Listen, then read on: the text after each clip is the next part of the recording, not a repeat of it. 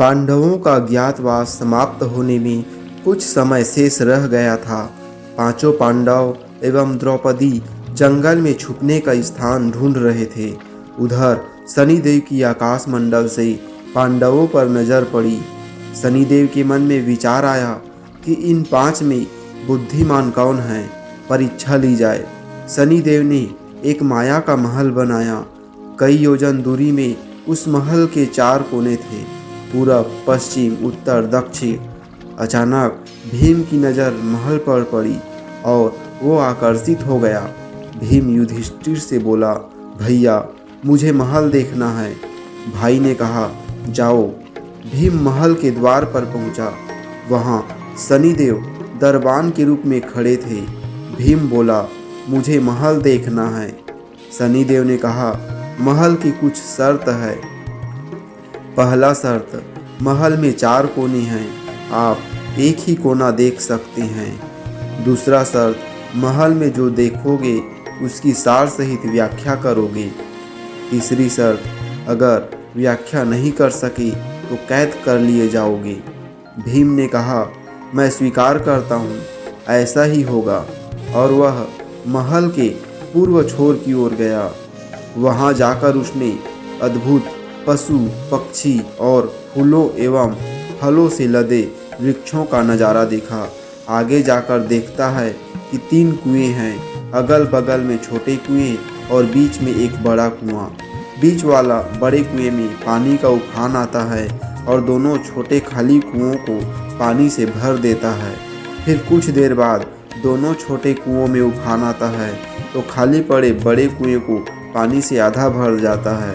इस क्रिया को भीम कई बार देखता है पर समझ नहीं पाता और लौटकर दरबान के पास आता है। दरबान, क्या देखा आपने?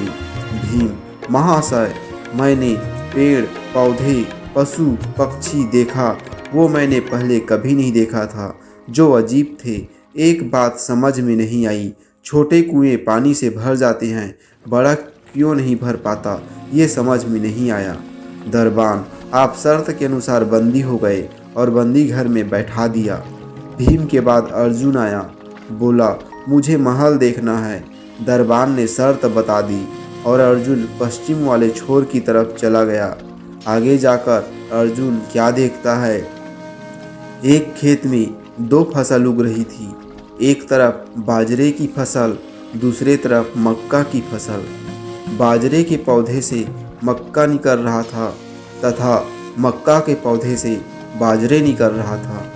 अजीब लगा, कुछ समय समझ नहीं आया। वापिस द्वार पर आ गया। दरबान ने पूछा, क्या देखा? अर्जुन बोला, महाशय, सब कुछ देखा पर बाजरा और मक्का की बात समझ में नहीं आई।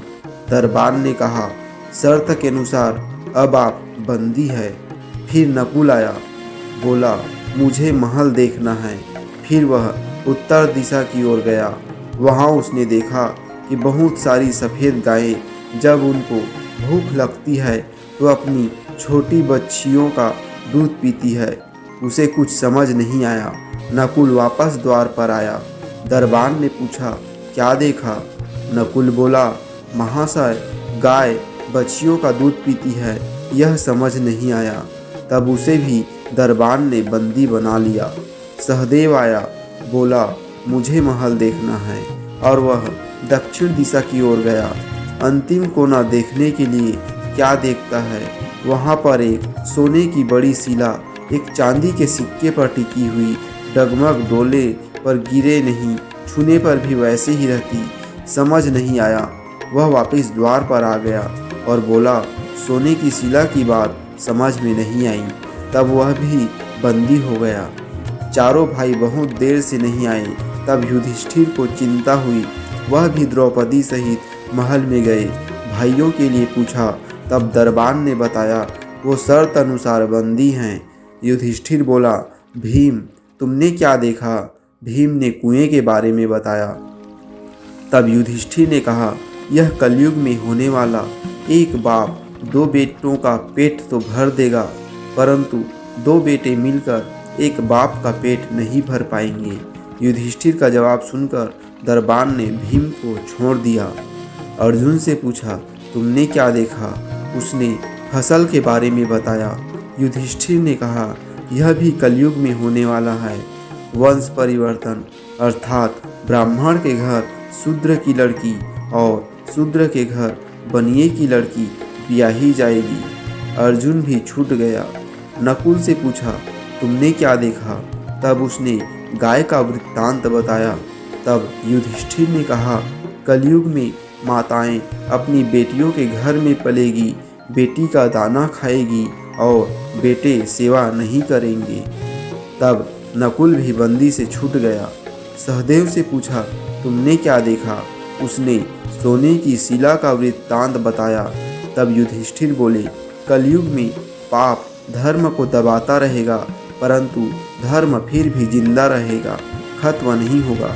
आज के कलयुग में यह सारी बातें सच साबित हो रही है। दोस्तों, ये कहानी आपको कैसी लगी कमेंट करें। इस वीडियो को लाइक शेयर करें, साथ ही मेरे चैनल को सब्सक्राइब करें। पूरा वीडियो देखने के लिए बहुत बहुत धन्यवाद।